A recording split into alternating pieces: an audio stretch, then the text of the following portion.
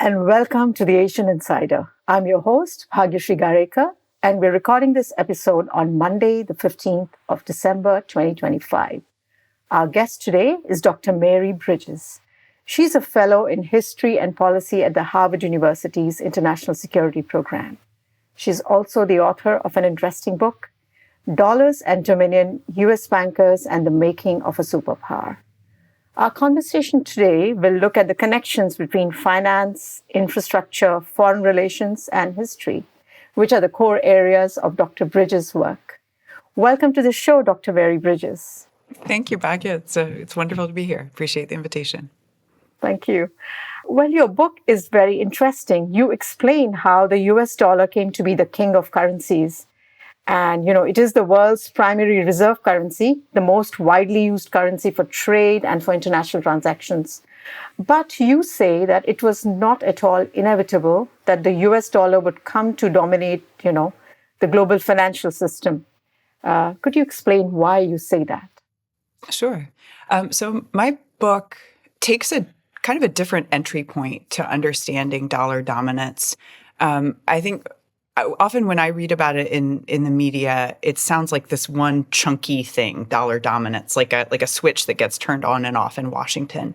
And what I look at in my book is a much messier set of institutions and relationships, and how that process and those kind of that configuration got built to enable the dollars to basically flow from the United States to other places. And so I look at this moment of great power competition, basically, in the early 19th century, in the early 20th century, when the United States is looking at Britain with a great deal of envy, in fact, to with an eagerness, really, to change its status in the world. And this is a moment when the British Empire is kind of in decline, but that doesn't really tell us enough to say, the sterling's in decline, so automatically the world needs a new currency, ergo rise of the dollar. And what I look at is the way that private banks become this middle layer to operate on the ground in different places and build relationships with traders and kind of establish the whole network of protocols and staffing and offices, such that as the United States really becomes the world's major financial player after World War I, there is that kind of scaffolding such that those trades, those transactions can actually play out on the ground. So I think we could have a macroeconomic argument about whether or not the dollar would inevitably replace sterling or become the world's largest currency at other points in the 20th century.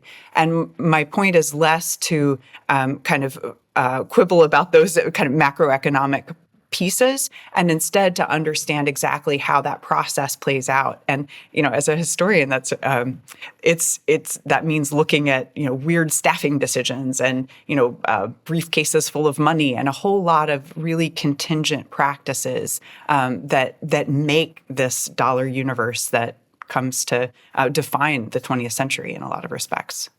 Okay, briefcases full of money definitely caught my attention. But in your study of how the U.S. of how the U.S. Banks, like you say, went global, and they and the activities at their overseas branches, what surprised you the most when you were looking at their activities in Asia, in particular? And I have to ask, of course, whether you came across anything interesting about Singapore during your research. Sure. So I didn't really expect, I think, to say at the outset, Singapore is not explicitly a case study. And really, my interest in the book is this very much to understand kind of U.S. infrastructure. So that's definitely the approach. But I was really very much caught by surprise how foundational an Asian orientation was to the early activities of U.S. banks overseas. From other historians, I had read about the Caribbean as really a place where U.S. empire and U.S. banking kind of defined a lot of its early practices. And so my focus was on the nation's first broadly multinational bank, which is this very ragtag operation called the International Banking Corporation. And a lot of its early activities were, in fact, in China's treaty ports. So one of its first contracts is with the U.S. government to collect the U.S. portion of the Boxer Rebellion indemnity payment in China. And so it's really, it's taking silver and crediting U.S. accounts. And so IBC opens a lot of branches in Asia. And this is in the moment, like really turn of the century, on the heels of this well-known foreign policy memo in the United States called the Open Door Note, where the United States is really trying to elbow its way into strong trade standing in Asia. And there's a huge interest from U.S., this kind of Gilded Age wealth in the United States to finance railroads in China. It's such a big geographic expanse, and the U.S. entrepreneurs feel like they get that world of railroad finance. And so IBC is part of the outgrowth of these big names of U.S. railroad finance, Huntington, Hyde, Gould, big Vanderbilt, Guggenheim, like a lot of really big U.S. 19th century wealth. And they're basically, it's sort of like a special purpose vehicle to create a mishmash of funding to do things in Asia. So that's the sort of executive level story, the DC level, the kind of corporate story. And what's really interesting is on the ground, I wanted to really understand what that power looks like, what that banking looks like, what are people doing? And on the ground, it is a complete British copycat story. There is really no such thing as a U.S. international banker at this moment.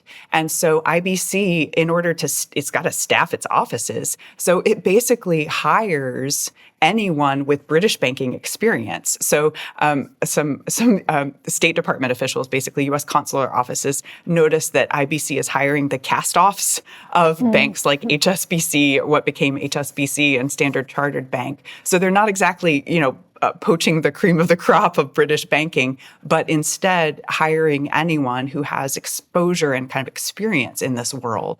And in the process, are creating this sort of mashup of banking practices down to the very handwriting. So I have this moment in the book where this early cohort of U.S. hires gets sent to London. And one of the first things they have to do is practice British penmanship, because if you can't fill out a ledger and have other people read it, you can't be a banker around the turn of the century. And so the one guy who gets sent to Hong Kong actually goes alone because the rest of his cohort hasn't mastered penmanship fast enough.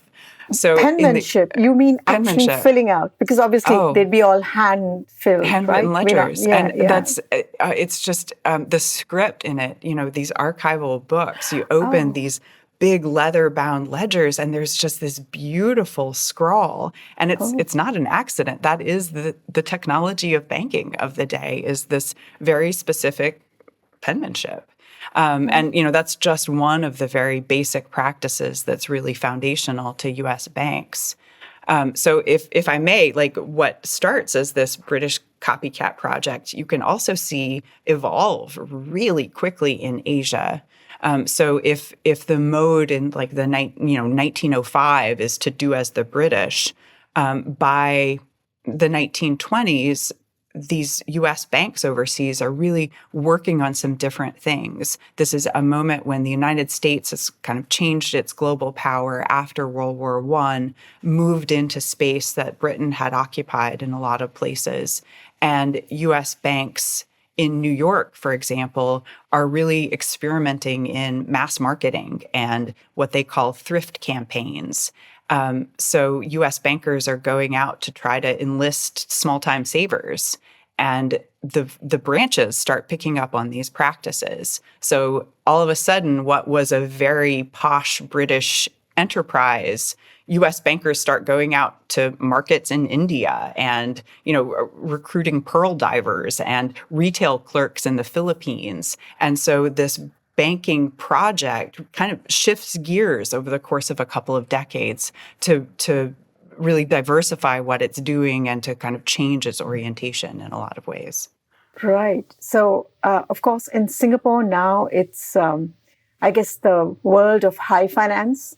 And Singapore, of course, is you probably, did you visit Singapore in the course of your research? No, I would love to write another book that does Yes. that. Well, you're welcome. And Singapore, of course, figures very much in the world of finance and banking. Absolutely.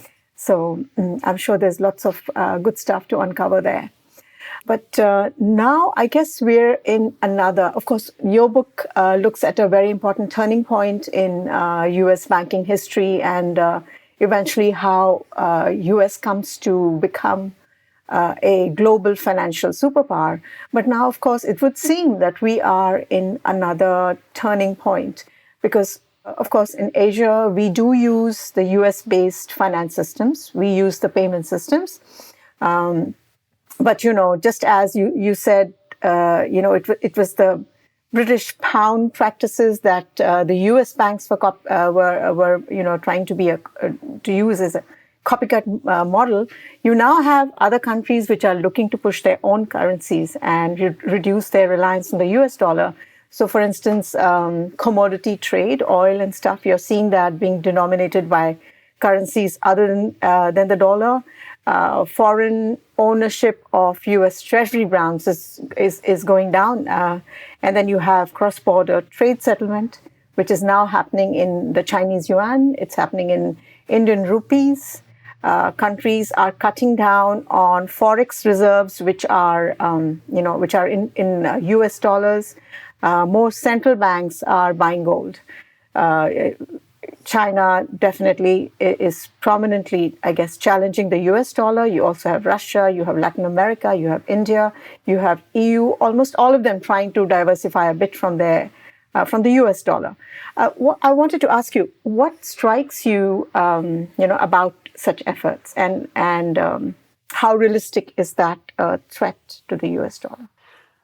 I guess the biggest thing that's striking to me is how I'm just shocked that my story of I spent most of the pandemic buried in ledgers from Philippines bank records from 1903. I was, it was a very, very arcane topic, and it really blows my mind in some ways that this set of kind of these themes and these questions that were foundational to a moment of building U.S. superpowerdom in the early 1900s are again relevant.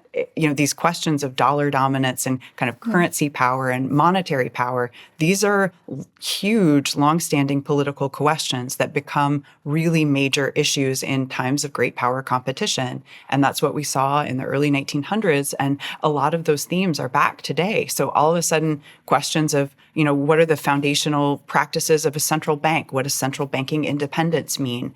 What are the kind of the inputs? What are the credit practices? what's the architecture? Like those questions, we spent much of the, early 2000s, late 20th century, those questions weren't, really in the mix in the same way that they are right now. And I think, so the biggest thing to me is that the kind of relevance of a lot of these questions again. So one thing that comes to the fore to me is, the Belt and Road Initiative, for example. This is not, dollar dominance is not just a practice of a central bank or a single set of technologies. It's a stack. Basically, it's a whole financial and technological stack and set of practices. And so when China is operating on a very explicit campaign of infrastructure statecraft, basically, of using large-scale construction activities to power its foreign influence, what I see are some real strong kind of resonances with the practices of the United States in the early 1900s in terms of railroad building and kind of this desire for technological influence and attempts to ingratiate itself with businesses through on-the-ground practices. And with that, whoever is dredging a port or paving a highway has a lot of clout in terms of determining the financial practices and the borrowing and, the sort of banking relationships that get layered on top of that. And also, it's not just one-time construction. It's also a whole kind of set of maintaining relationships and, supply chains and all of that kind of thing. So when I see these questions about dollar dominance, as a historian, what comes to the fore to me is to also think about what's embedded and what are the questions that enable that kind of that staying power and those institutions to take hold.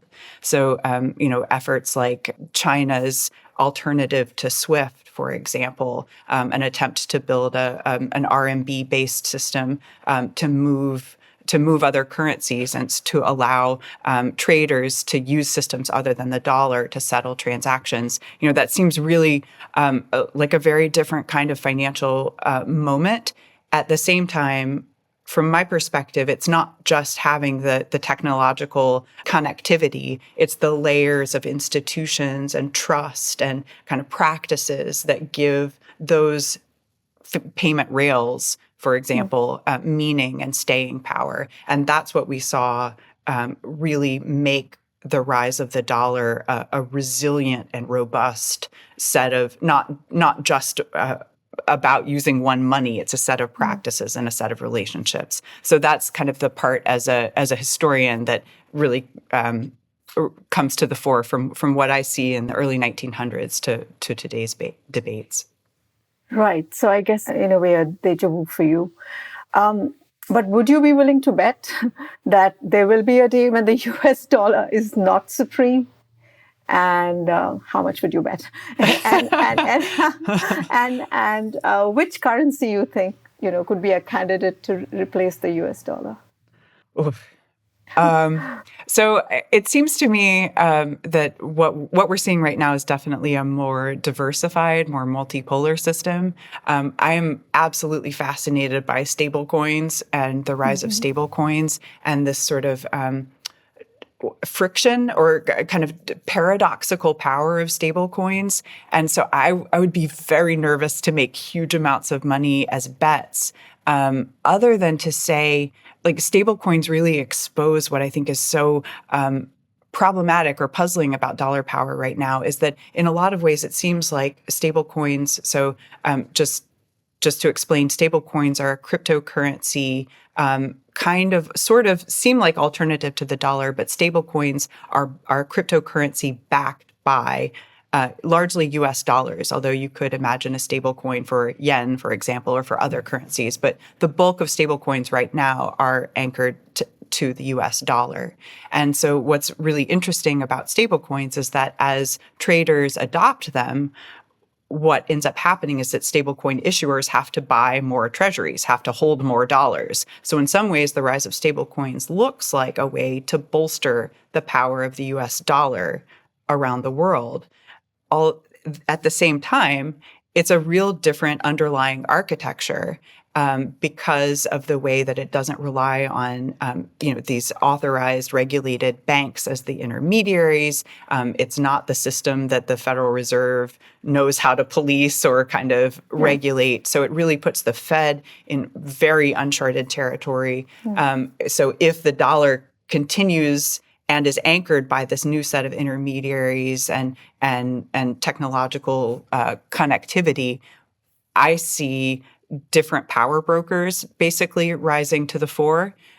So that to me is probably where I do more of my betting, is the way in which a new infrastructural map creates new opportunities for companies, for players, for countries, for example, like Singapore, to play a role in a kind of different financial landscape.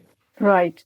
So, of course, Singapore has pretty strict regulations around cryptocurrencies. And of course, that's a field for, experimental regulation going on around the world, even as the central banks try and push their own digital currencies. And of course, Fed, and you would have probably remarked at how Fed seems to be a little more welcoming of cryptocurrencies as such. But you don't see them replacing the dollar. They will exist side by side. Is it something like that, or am I reading that wrong? What I see if we look at dollar dominance as an infrastructure story, infrastructures are sticky. It's really hard to just toggle off and take a different currency. Like there's a lot layered into that. And so I think any kind of transition is going to be a long process. And so what I see right now are people around the world. The United States is really like there are very different political messages around central banks and treasuries than we've seen in a while. And that uncertainty creates a lot of nervousness, and people are very interested in diversifying, but that's hard. And having the institutional relationships that enable that is very, very slow to build. So I do see some shift away from the dollar dominance that we know. I think it's very hard to say that another currency rivals the dollar in the way that we knew of dollar dominance. What seems more likely is that the whole infrastructure morphs. And I really don't know what that looks like. But I think we're living in the beginnings of that era. Right, exactly. President Trump, we know him as a defender of the dollar. In fact, quite often in his press conference, which I follow regularly, there will be some point where he departs into the dollar. And in the past, he's kind of, threatened to tariff countries which are attempting to de-dollarize. He said he'd put tariffs on them. And as such, actually, tariffs are a key component of his foreign policy.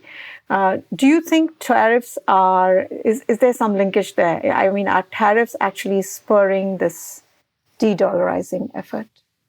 So I think that there's a lot of short-term noise around what tariffs do and what effect they have economically. Fundamentally, money depends on trust. You have to trust in order to have any kind of credit relationship, and money is just a credit relationship. And if people stop trusting the dollar, I don't see the dollar occupying the same space that it used to. And to me, the changing kind of political messaging and the potential changes in the way central democratic institutions operate in the United States raises a lot of real fundamental questions about who people trust. And so temporarily, yes, investors will flock to safe havens for assets, to store assets. So the demand for treasuries might increase, the dollar might, become more robust seeming. At the same time, if it overlays a lack of trust, I think that it's inevitable that the relationships will change sooner rather than later. Okay, that's interesting. Reminds you, of course, of this idea that in US dollars we trust, or in right. In but also if people don't have the same level of trust in the United States, the dollar, what the dollar means becomes different, I think.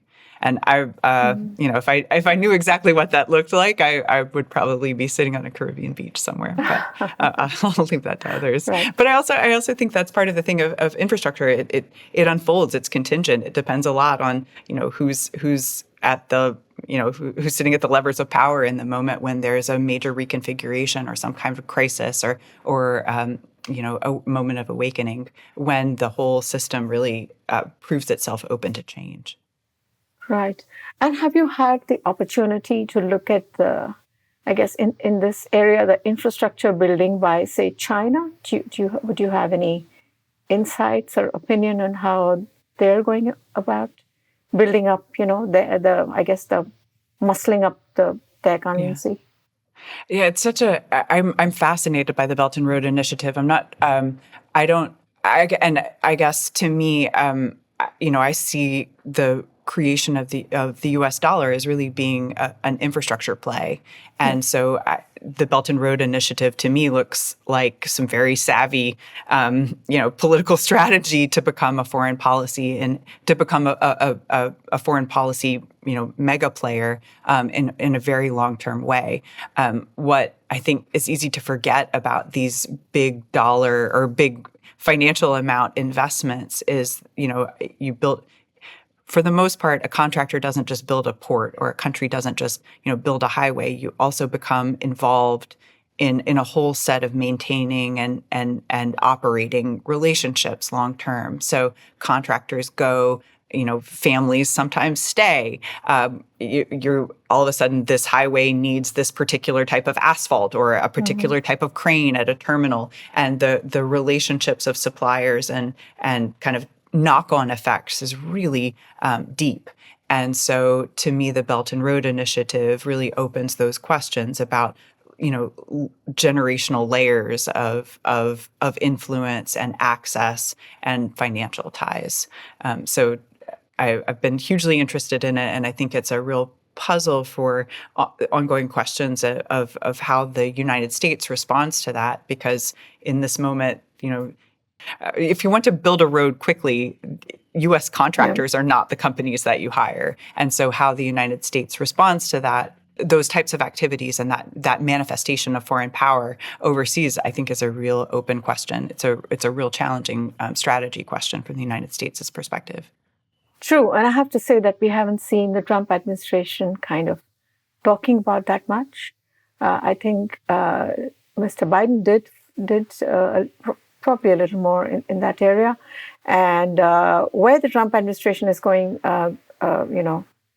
forging ahead, I guess, is in the AI-related infrastructure building, or trying to maybe sell its AI in Asia, certainly. And that's an example of a different way that maybe the United States is seizing on an industry, a set of innovations and practices that convey more of a strategic advantage for the United States. So in some ways, that could be seen as a really a savvy counterpoint to other strategies of construction and kind of engineering prowess that might define a more traditional infrastructure playbook. But yeah, it is interesting because under the Biden administration was much more, there was a kind of a bigger portfolio of infrastructural considerations than what we've seen, at least recently. Right. So I guess much for you definitely to observe and think about, and I hope we can catch up again at another time to discuss more how things evolve. But on that note, I guess we can wrap up this session. Thank you so much for spending time with us, Dr. Bridges. Thanks so much for having me. This is Asian Insider, and I'm Bhagyashree Garekar. This episode was produced and edited by Amirul Karim. Thank you for listening.